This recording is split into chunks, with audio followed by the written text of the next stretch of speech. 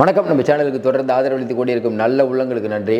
அதாவது இன்றைக்கி ராகுல் காந்தியோடைய காஷ்மீர் பேச்சு நாடாளுமன்றத்தில் பேசினதுக்கு அப்புறம் பார்த்திங்கன்னா இன்றைக்கி காஷ்மீரில் பேசின பேச்சு ஹிந்தி தெரிஞ்சிங்கன்னா ரசித்து பார்க்கலாம். அந்த அளவுக்கு நாங்கள்லாம் ரசித்து பார்த்தோம். அந்த அளவுக்கு ஒரு ரசிக்கத்தக்க பேச்சு. அதாவது எப்படி பிரித்து மேயறதுன்னு கழுவுக்கையில் சொல்ல அந்த மாதிரி. அதாவது நாம் இருவர் நமக்கு இருவர்னு ஆரம்பித்து மோடி அவர்களை எந்த அளவுக்கு நாடாளுமன்றத்தில் அவர் எப்படி இருந்தார், அமித்ஷா எப்படி இருக்கார், மோடி கொஞ்ச நாளாக மோடி எப்படி போகிறாரு எப்படி வராரு, அதாவது ஒரே விசில் சத்தம் ஏகப்பட்ட விஷயத்தை கேட்டு ராகுல் காந்தி ஐயோ நான் 2 மணி நேரத்தில் பிரச்சாரத்தை முடிக்கலான்னு வந்தேன், இங்கே 2 நாள் இருக்கலாம் போலகுதே, அடுத்து வேறு எனக்கு கூட்டமே ராம்பவன் அப்படிங்கிற இடம் இன்றைக்கி இவ்வளவு கூட்ட மக்கள், ஒரு ரேலி. நீங்கள் அந்த விஷுவல் பார்த்தீங்கன்னா தெரியும், அப்படி ஒரு எழுச்சி. ஏன்னா காஷ்மீர் நடக்கிறதுனால பெருசாக நேஷனல் மீடியாவில் கூட சும்மா கொஞ்சம் கொஞ்சம் போடுறாங்களே. முழு வீடியோ, அந்த ஒரு பேச்சினுடைய முழு வீடியோ பார்த்தீங்கன்னா அவ்வளோ அருமை. ஏன்னா ஹிந்தி தெரிஞ்சவங்களுக்கு ரொம்ப ரசிக்கத்தக்கதாக இருக்கும். அப்படி என்ன பேசினார்? ஏன்னா இப்போ இதுக்காக வழக்கு ஏதாவது போட போகிறாங்களா? அங்கே இருக்கக்கூடிய லெஃப்டினன்ட் ஜெனரல் கவர்னர் எல்ஜி அவரை ராஜான்னு குறிப்பிட்டு மோடி அவர்கள் நினச்சா ஒன்றும் நடக்காது, நாங்கள் சொல்கிறோம் கண்டிப்பாக மாநில அந்தஸ்தை வாங்கி தருவோன்னு ஆரம்பித்து காஷ்மீர் மக்களுக்கு அவர்களுக்கு கான்ட்ராக்ட்லேருந்து எது விஷயமும் அவங்க பண்ணல, வேறு ஸ்டேட்லேருந்து பண்ணுறாங்க அப்படின்னு குஜராத்துக்காரர்களை சொல்கிறார் அவர். இது அங்கே வெகுவாக ரசிக்குது. அதுக்கெல்லாம் பயங்கர விசில் சத்தம். அப்போ ராகுல் காந்தி அந்த பொதுமக்களுடைய பல்ஸும்பாங்கல்ல. ஏன்னா ஒரு கூட்டத்தை நம்ம பார்த்தோம்னா கூட்டத்தில் அப்படியே அமைதியாக கேட்பாங்க. இங்கே ஐயா மோடி பேசினார் பார்த்தீங்களா, ஹிந்தியில் பேசும்போது கை தட்டினாங்க பார்த்தீங்களா தமிழ்நாட்டில். அப்புறம் பார்த்தா இல்லைங்க, திருப்பூரில் இருக்க பனியன் தொழிலாளர் வட இந்தியாவில் இருக்காங்க, அவங்களெல்லாம் தூக்கி உட்கார வச்சிட்டாரு. அதனால் ஹிந்தி பேசினா தான் உங்களுக்கு புரியும், தமிழில் பேசினா அவ்வளோ புரியாது, அதனால தான் கை தட்டுறாங்கன்னாங்கல்ல. அவங்கள ஓட்டு போட போகிறாங்க தமிழ்நாட்டில், அவங்க அங்கே ஓட்டு போடுவாங்க. அதே போல் இன்றைக்கி அவர் பேச பேச எழுந்த கரக்குழி, இன்னும் குறிப்பாக சொல்லணுன்னா பேசின விதம் எல்லாமே ரொம்ப அருமை, ரொம்ப இயல்பான பேச்சு. இன்றைக்கி காஷ்மீரில் ராகுல் காந்தி பேசியது நாம் இருவர் நமக்கு இருவர் அப்படின்னு திட்டத்தை கொண்டு வந்தாங்க. அது பிஜேபிக்கு தான் பொருந்தும். நாம் இருவர்னா மோடி அமித்ஷா, நமக்கு இருவர்னா அதானி அம்பானி, முடிஞ்சு போச்சு கதை. இதுதான் இன்றைக்கி இந்தியா. இன்றைக்கி இந்தியாவுடைய நிலைமை என்ன? காஷ்மீரில் 370 பயன்படுத்தணும்னு சொல்லி உங்களுடைய உரிமைகள் மறுக்கப்பட்டிருக்கு. குறிப்பாக வெளியாட்கள் இங்கே இடம் வாங்கக்கூடாது அப்படின்னு நிறைய கட்டுப்பாடுகள் இருந்தது. அதாவது ஜவஹர்லால் நேரு சமஸ்தானம் காஷ்மீரில் நம்ம உள்ளே இணைக்கும் போது நாங்கள் நிறைய வாக்குறுதி கொடுத்தோம், அதை நாங்கள் காங்கிரஸ் இவ்வளோ நாள் நிறைவேற்றினோம். ஐயா மோடி ஒரே நாளில் தூக்கிட்டாரு.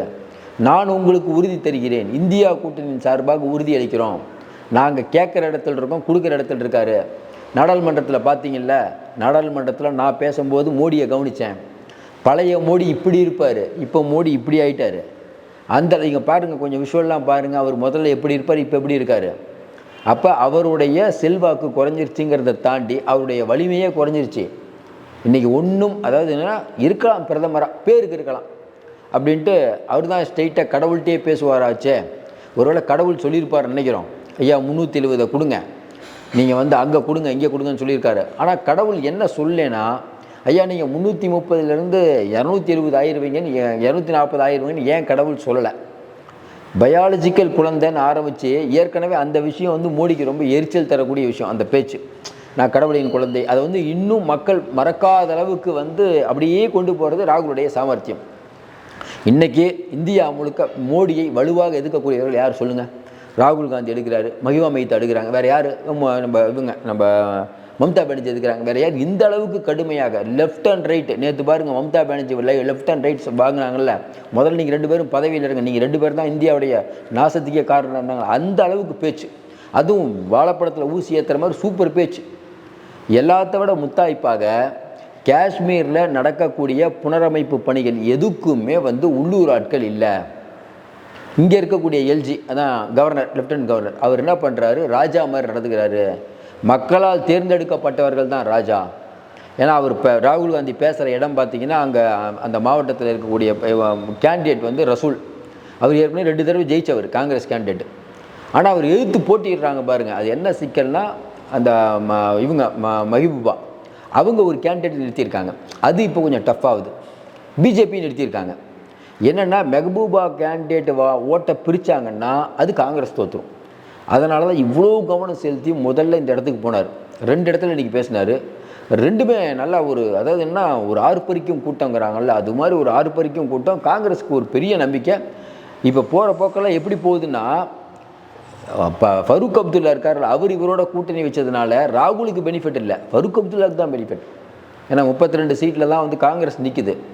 ஆனால் இவ்வளோ ஒரு எழுச்சி காங்கிரஸுக்கு அப்படின்னு கடந்த காலத்தில் இவ்வளோ எழுச்சிலாம் இல்லை. இந்த தடவை அதாவது எம்பி எலெக்ஷனில் வந்து ராகுல் காந்தி பிரச்சாரத்துக்கு போகும்போது வந்த கூட்டத்தை விட இன்றைக்கி அதிகம். இன்னொன்று என்ன சொல்கிறாங்கன்னா, இன்றைக்கி வந்து அங்கே வந்து அந்த தேன்லாம் விற்கிறதுக்கு காலையிலே போயிடுவாங்களாம், எல்லோரும் போயிடுவாங்களாம். காலையிலே போயிட்டு ரொம்ப சீக்கிரம் போயிட்டு 12 மணிக்கு தான் வருவாங்களாம். ஆனால் என்னென்னா இன்றைக்கி அவங்க லீவ் போட்டு ராகுல் காந்தி அந்த கூட்டத்துக்கு வந்திருக்கோம். இப்போ இந்த நிருபர்கள் போய் இன்டர்வியூ எடுப்பாங்க, இங்கே கூட எடுப்பாங்கல்ல. ஆமாங்க, எனக்கு எந்த கூட்டம்னே தெரியாது. நிறையா இப்போ நம்ம மாநாடு நடந்தது பார்த்துருப்பீங்க.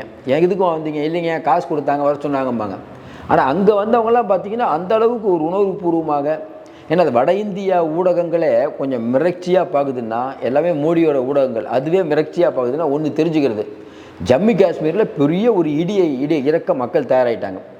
அந்த 370 சட்டப்பிரிவை நீக்கினது அங்கே இருக்க மக்களுக்கு அவ்வளோ கோபம். பிஜேபி ஆட்களே மாற்றி ஓட்டு போட போகிறாங்க. அதான் நடக்கும்போது அவங்க காஷ்மீர் பண்டிட்லாம் வச்சு ஏதோ சீன்லாம் காட்டுறாங்க. ஆனால் நம்ம பொறுத்தவரை இன்றைக்கி ராகுல் காந்தி பேசியதெல்லாம் பார்த்திங்கன்னா அவங்களுடைய எண்ணம், உள்ளூர் மக்களுக்கு உள்ளூர் வேலை நாங்கள் கொடுப்போம், மாநில அந்தஸ்து கண்டிப்பாக வாங்கி தருவோம். அவங்க சொல்கிறாரு, இப்போ நான் வந்து எம்எல்ஏ ஜெயித்தோம்னா கண்டிப்பாக எங்களால் வாங்கி தர முடியாதுங்க, ஆனால் எம்எல்ஏஸ் எங்களுக்கு ஜெயிப்பதன் விளைவாக மோடி தவறளித்து விட்டார் அப்படிங்கிறதுக்கு நீ வெளி உலகத்துக்கு சொல்லணும். ஒன்று.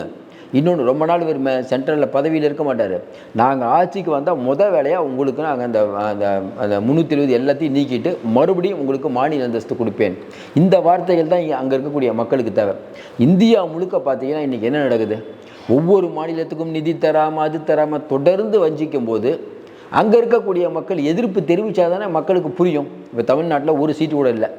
இந்தியாவில் இருக்க எல்லா மக்களும் பார்ப்பாங்கல்ல, ஆமாங்க தமிழ்நாட்டில் மோடிக்கு அவ்வளோ எதிர்ப்பு. ஏன் அவருக்கு வந்து ஓட்டு போட மாட்டுறாங்க? இன்னும் ஓட்டு போடாமல் இருக்காங்க, ரொம்ப உறுதியாக இருக்காங்க. ஓட்டு போடாமல் எவ்வளோ நாள் மோடி உறுதியாக இருந்துருவார்? கொடுக்க வேண்டியது எவ்வளோ நாள் கொடுக்காமல் இருப்பார்? அவர் பதவியில் இருக்க வரைக்கும் தானே.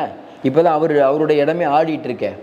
அப்போ மற்ற மாநில மக்களும் இதை கண்டிப்பாக உணர்வார்கள். இப்போ நாயுடுவும் இவரும் தெலுங்கானா முதலமைச்சரும் கேட்டிருக்காங்க. இப்போ அவர் வந்து பேரிடர்னு அறிவிச்சிருவார்னு நினைக்கிறோம். ஒருவேளை அதை அறிவித்தாங்கன்னா ஏற்கனவே நிலுவையில் இருக்கக்கூடிய கேஸ், தமிழ்நாடு அரசு போட்ட கேஸ் எங்களுக்கு பணம் வரலன்னு, அதெல்லாம் உச்சநீதிமன்றத்துக்கு போகும்ல. ஒவ்வொருத்தரையும் உச்சநீதிமன்றத்துக்கு போய் தான் வாங்கி ஆகணும். இது காஷ்மீர் மக்களுக்கு தெரியாதா? மோடிக்கு தான் ஓட்டு போட்டால் தான் பண்ணுவாருன்னு தெரியும். தெரிஞ்சே தான் ஓட்டு போட போகிறாங்க இந்தியா கூட்டணி. எழுதி வச்சுக்கோங்க. இன்றைக்கி முதல்ல மாதிரி நிலைமை இல்லை.